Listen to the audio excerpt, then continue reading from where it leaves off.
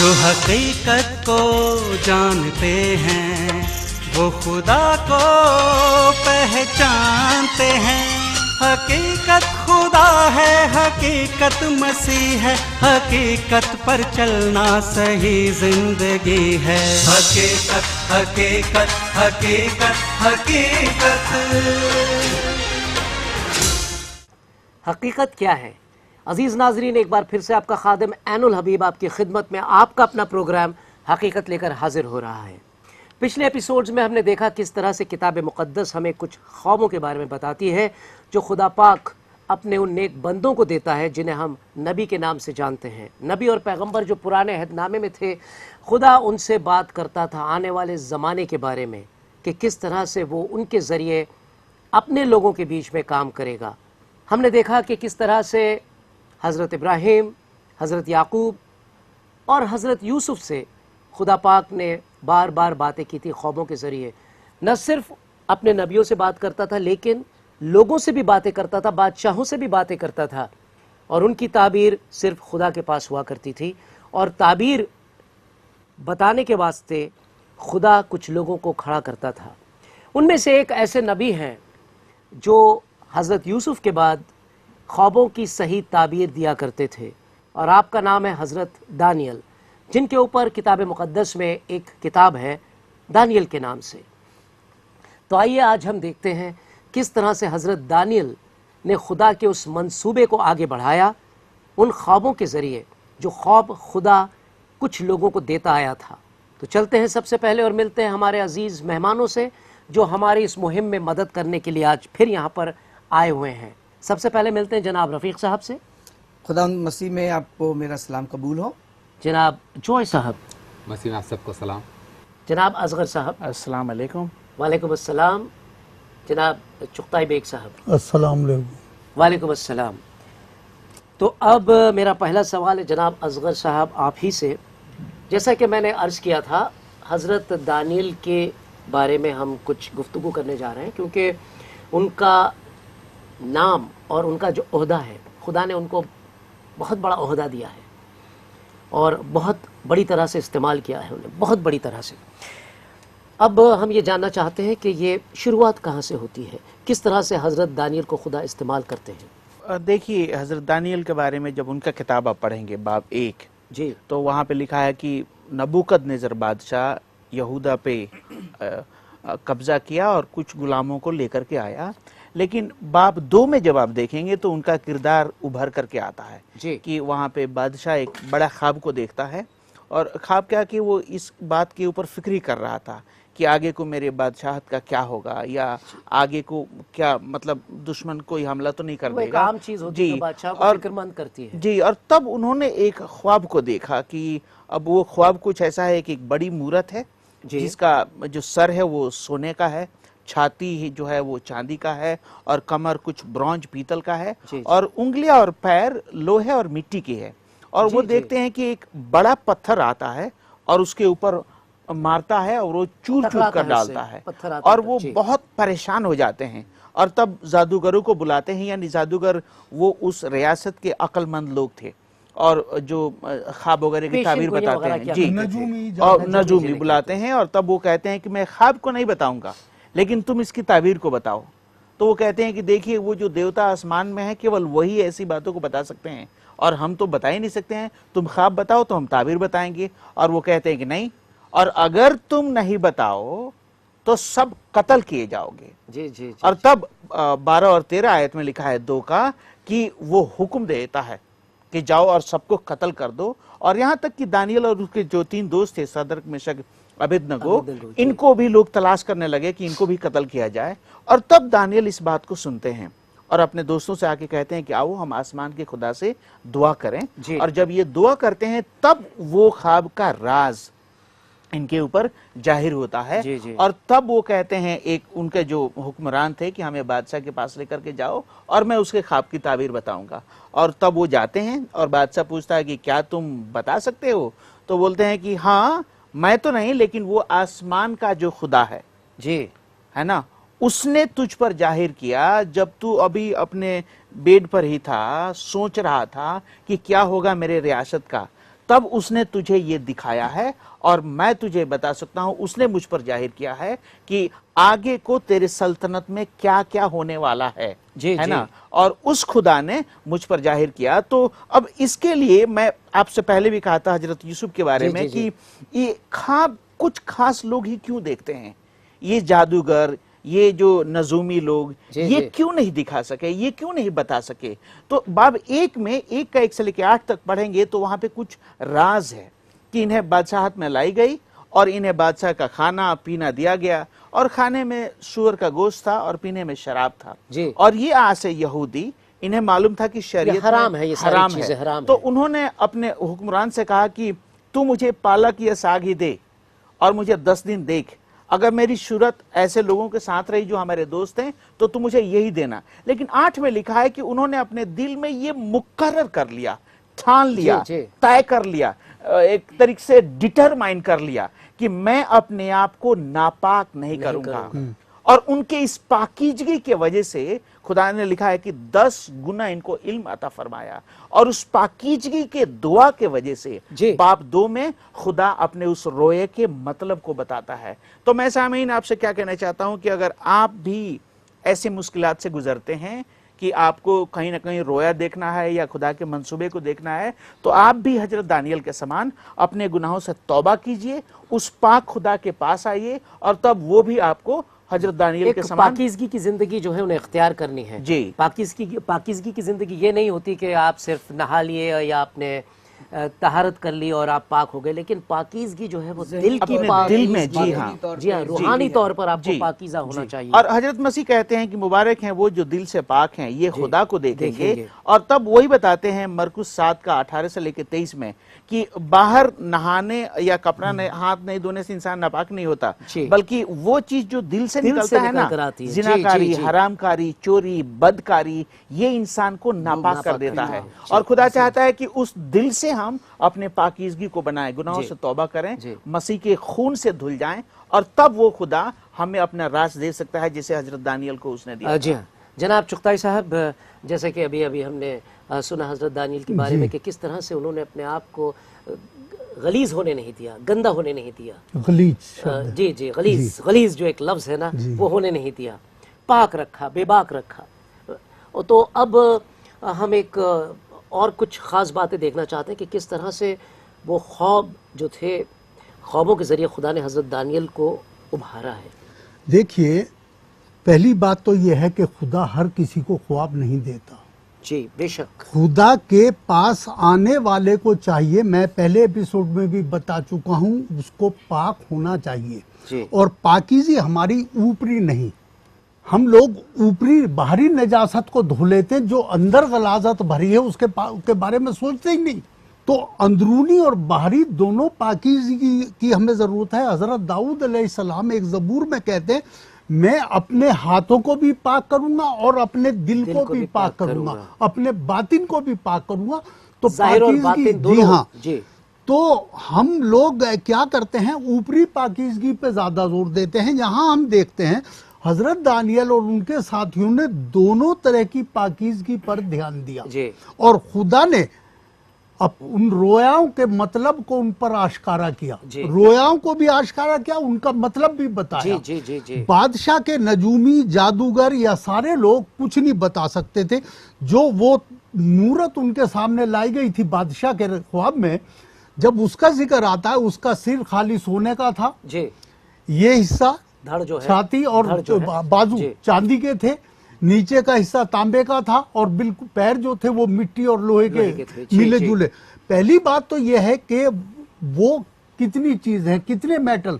यहाँ 4 बादशाहत का जिक्र कर रहे हैं खुदावंद कि पहली बादशाह जो सोने की है, तो हजरत दानियल बताते कि वो बादशाह सलामत तेरी है, बकाया तेरे बाद जो 4 बादशाहत होंगी उनके ये हालत होंगे। तो सबसे लास्ट में जो वो बताते हैं, मिट्टी और लोहे की बादशाहत बताते हैं। तो मिट्टी और लोहे के जो पैर हैं, मिट्टी लोहे से कभी मिल ही नहीं सकती, सही बात वो तो सवाल ही पैदा नहीं होता। सही बात है। तो बिल्कुल अनहोनी बात है वहां जो हो रही है। लेकिन वो आज के जो दौर में बादशाहत है, मौजूदा टाइम में, उसके बारे में कुछ जिक्र किया गया है। तो यहाँ वही मौजूदा पेशीन गोइयां हैं जो आज के माहौल में पूरी हो रही हैं जी। इसमें आगे को हम देखेंगे हजरत मसीह के बारे में भी पेशीन गोई हैं, लेकिन इसमें सिर्फ वो बादशाहतों के बारे में पेशीन गोई हैं। हजरत दानियल जो थे वो मसीह से पेशतर कितने साल पहले आए थे? तकरीबन 700 साल हो गए थे। 700 साल, जी। लेकिन 700 साल पहले हजरत दानियल को खुदा ने क्या क्या चीजें बताई आने वाले जमाने के बारे में? जी, एक बहुत खास। और इसके ऊपर सैयद साहब आपको एक ध्यान देना पड़ेगा कि जो अभी बेग साहब बता रहे थे, मंसूर साहब, की ये जो 4 जो हिस्सा है वो 4 एम्पायर, 4 बादशाहत के बारे में जिक्र है, लेकिन रिसर्च बताता है कि वो 4 ही नहीं बल्कि ये 8 बादशाहत है जी। ठीक है, वो कैसे? और खास तौर से जब आप पढ़ेंगे दानियल 7 का 8, 7 का 20, 7 का 21, 22, 7 का 24 और 26 ठीक है। तो इसमें ये 4 से ज्यादा बादशाहत है, और जब आप रियल हिस्ट्री पढ़ेंगे, है ना, तारीख आप पढ़ेंगे, तो आपको मालूम है कि BC 626 से 539 में बेबीलोनियन किंगडम था, बेशक, ठीक है। दूसरा BC 539 से 330 तक मध्य पर्शिया का किंगडम था, है ना। और तीसरा, जी हाँ, 330 BC से 64 AD तक ग्रीक का था, अलेक्जेंडर जो अंपायर ने रूल किया था। खासतौर से यरूशलेम के बारे में हम बात कर रहे हैं। यरूशलेम किसके कब्जे में था, ठीक है। चौथा जो था वो था रोमन किंगडम, जिसे हम कहते हैं, चौथा या पांचवा था वो? चौथा। और ये था BC 63 में उन्होंने ग्रीक किंगडम को हराया और AD 70 तक यरूशलेम में किंगडम पे राज किया। लेकिन जब आप आगे को पढ़ेंगे तो ये सिर्फ 4 नहीं बल्कि 4 और किंगडम है, ठीक है। अब रोमन एम्पायर के बाद आपको मालूम है कि बेंजेंटाइन एम्पायर स्टैब्लिश हुआ था, ओके, जो एक तरीके से क्रिश्चियन इन्फ्लुएंस का एम्पायर था जी। और उसके बाद से अरब एम्पायर ने 600 AD में उसको कोलैप्स कर दिया, उसको डिस्ट्रॉय कर दिया। खलीफों का राज था, और यरूशलेम में अरब के लोगों ने यरूशलेम को कैप्चर कर लिया।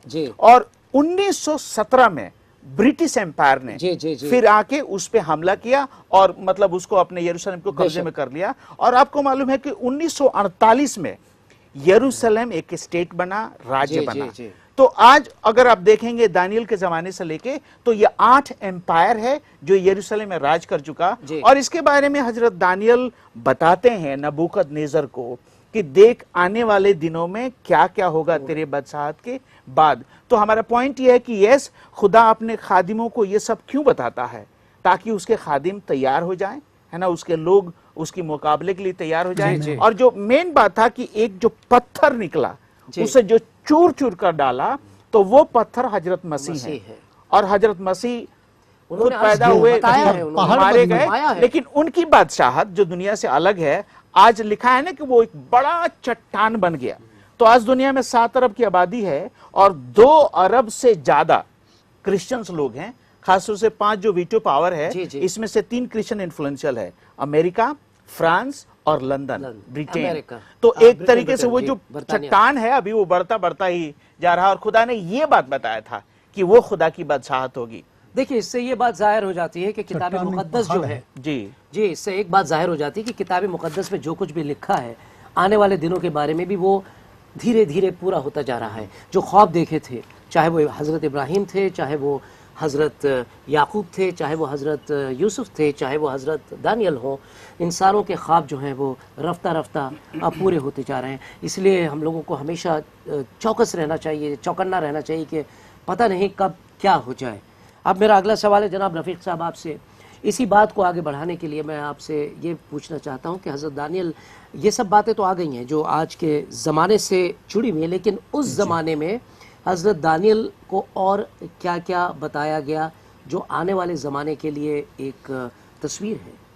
खुदा अपने मंसूबों को तारी करने के लिए, जाहिर करने के लिए नबियों का इस्तेमाल हमेशा वो करता रहा। और अब जब आप चौथे बाब में आते हैं और उसकी एक आयत से लेकर के 18वीं आयत तक जिक्र करते हैं, खुदा ने अपने नबियों का इस्तेमाल किया जब भी लोग बुत परस्त हुए, तब जब इजरायली और गैर इजरायली गलत काम करने लगे, तब जब, और हर एक नबी ने हजरत मसीह की आमद के बारे में बताया, जैसे भाई असगर बता रहे थे कि वो बड़ा पत्थर मसीहा के आने में, और उसकी सल्तनत के बारे में कि उसके इकबालमंदी की सल्तनत की इंतहा नहीं होगी और वो पत्थर बढ़ता जाएगा।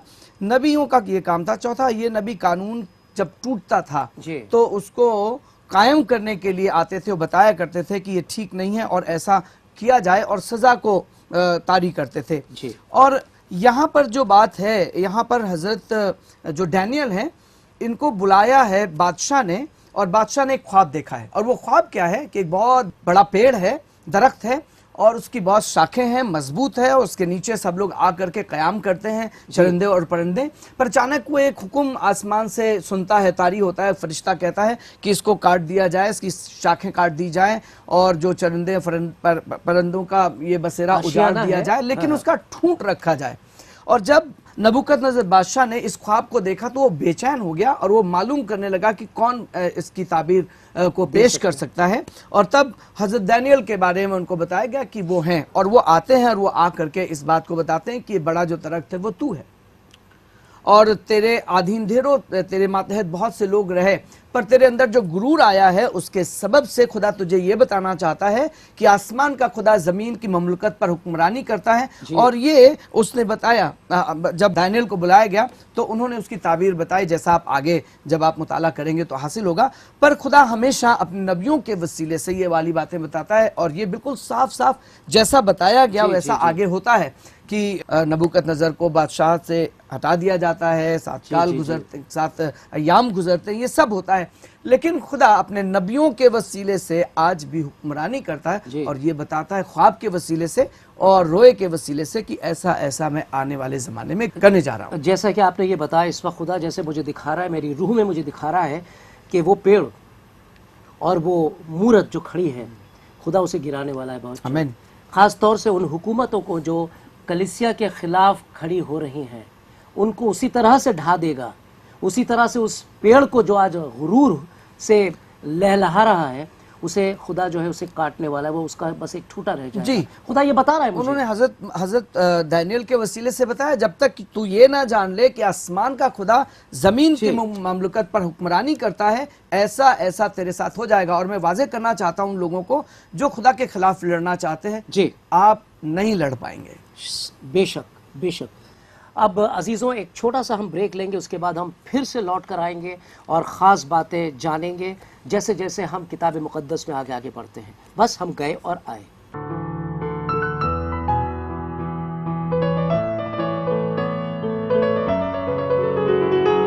Education has the power to break the cycle of poverty. Sponsor a child, donate for a cause, invest in their future.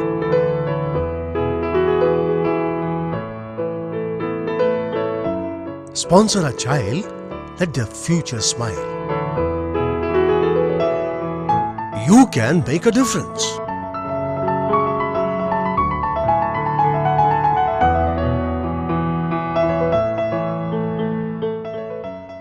अजीज़ नाज़रीन, जैसा कि हमने कहा, हम गए और वापस आए और हमने देखा कि किस तरह से खुदा पाक हज़रत दानियल को आने वाले ज़माने की बातें बता रहे थे, और वो सारी की सारी बातें जो हैं आज तक हम देख रहे हैं कि वो पूरी हो गई हैं। तवारीख़ को उठा के देख लीजिए, जैसा कि भाई असगर ने हमें बताया उन 8 हुकूमतों के बारे में जिन्होंने यरूशलेम के ऊपर हुकूमत की है, और आज किसकी हुकूमत है। एक बार फिर से खुदा बनी इसराइल को इसराइल में ले आया है, जैसा कि उसने अपने किताब में फरमाया था। अजीज़ों, अब एक और सवाल मेरे सामने आता है, जॉय साहब, ये सब तो हो रहा है, ये सब हो रहा है, अब हम दोबारा चलते हैं हज़रत दानियल के ज़माने में और देखते हैं कि किस तरह से हज़रत दानियल इस मंसूबे को आगे बढ़ाते हैं और खुदा पाक उनकी किस तरह से मदद करते हैं। क्या क्या होता है? ये सब चीज़ों खुदा कुछ कह रहा है कि वही एक कदीमुल आयाम है जो सब पे बादशाह बहुत है दुनिया में, लेकिन उन सब के ऊपर एक बादशाह है, बादशाहों का बादशाह है, वो हुकूमत करता है। जो लोग बादशाह बोलते हैं कि मैं शायद काबिज हूँ, मैं कुछ करूँ, कह रहे नहीं, ऐसा नहीं है।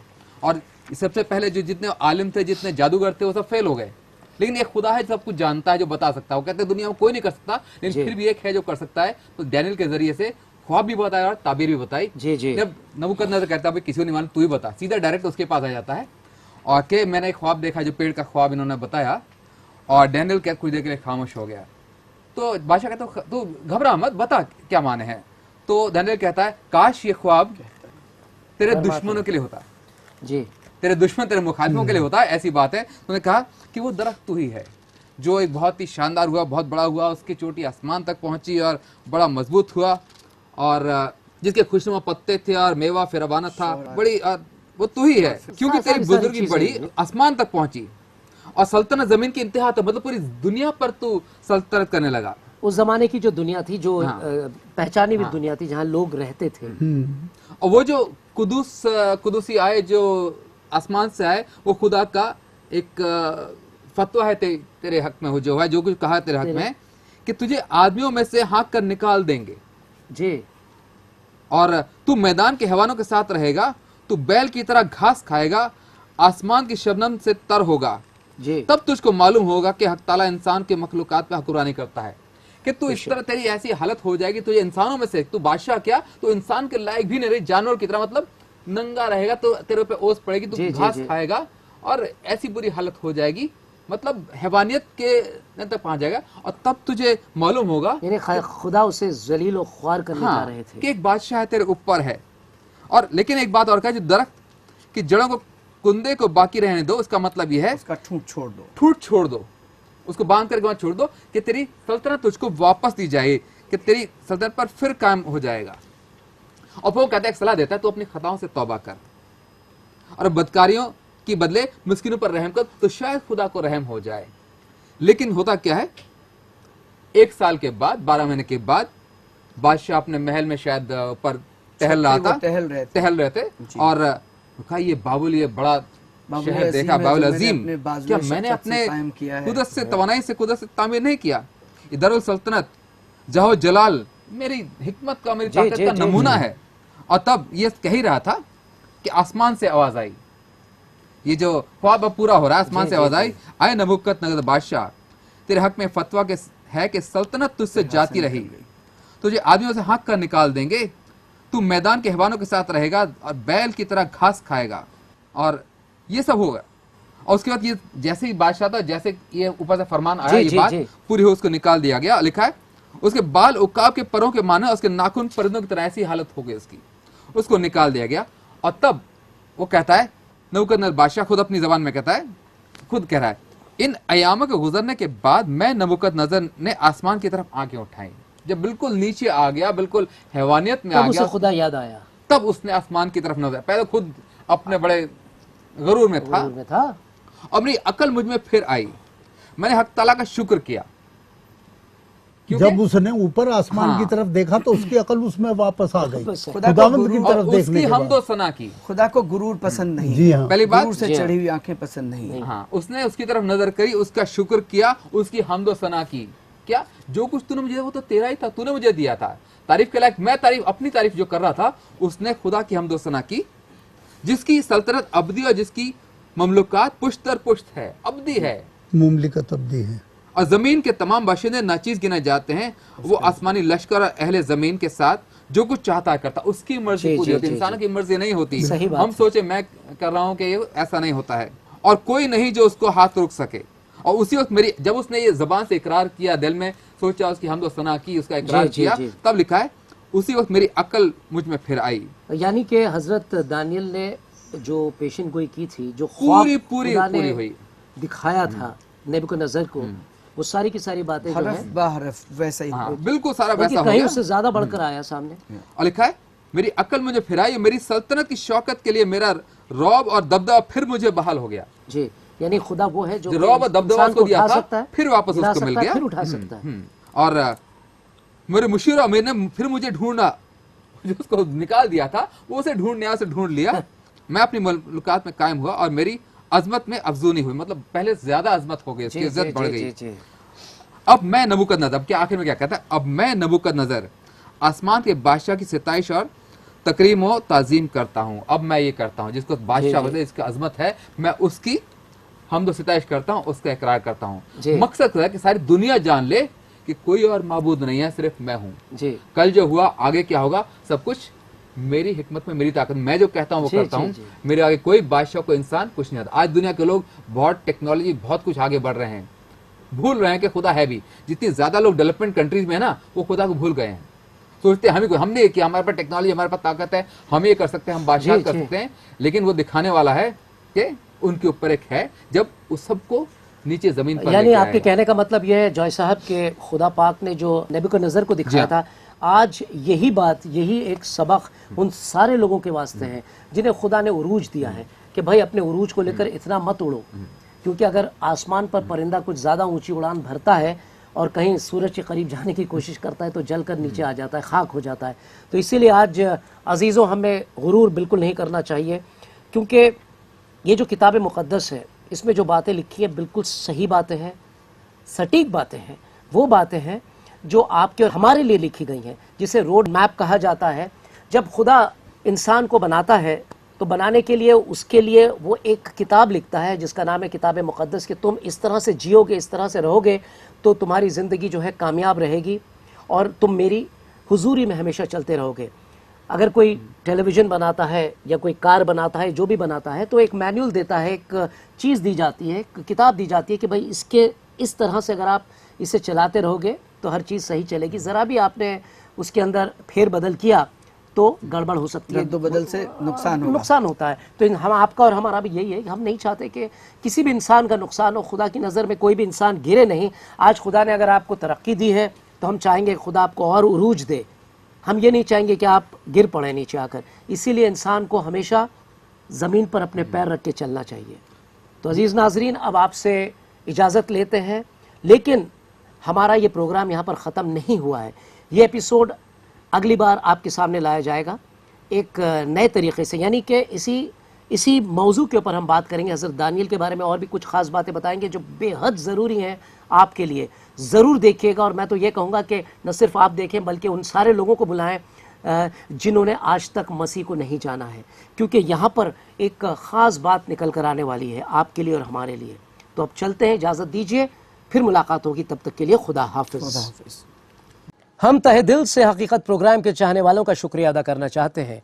यह आपकी दुआओं का सिला है और साथ ही आपके दिए मोहब्बत भरे भेंट, नजराने और हदियों से मुमकिन हुआ है कि हमारा प्रोग्राम इतने लंबे अरसे से यहाँ चलाया जा रहा है। आप कहेंगे ये खुदा का करना है, बेशक, मगर साथ ही साथ खुदा ये भी तो फरमाता है कि उसके बंदे उसके काम में उसका हाथ बटाएं।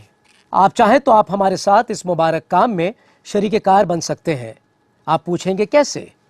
बस अपनी भेंट, नजराने और हदिये आप इस दिए हुए पते पर रवाना कर दें। अगर आप इस बारे में और जानकारी चाहते हैं तो हमें इस पते पर खत लिखें। पोस्ट बॉक्स नंबर 8028, नई दिल्ली 110033। फिर आपसे दोबारा रूबरू होंगे इसी वक्त। तब तक के लिए शुक्रिया। खुदा हाफिज। वो खुदा को पहचानते हैं, हकीकत खुदा है, हकीकत मसीह है, हकीकत पर चलना सही जिंदगी है। हकीकत खुदा है, हकीकत मसीह है, हकीकत पर चलना सही जिंदगी है। हकीकत हकीकत हकीकत हकीकत।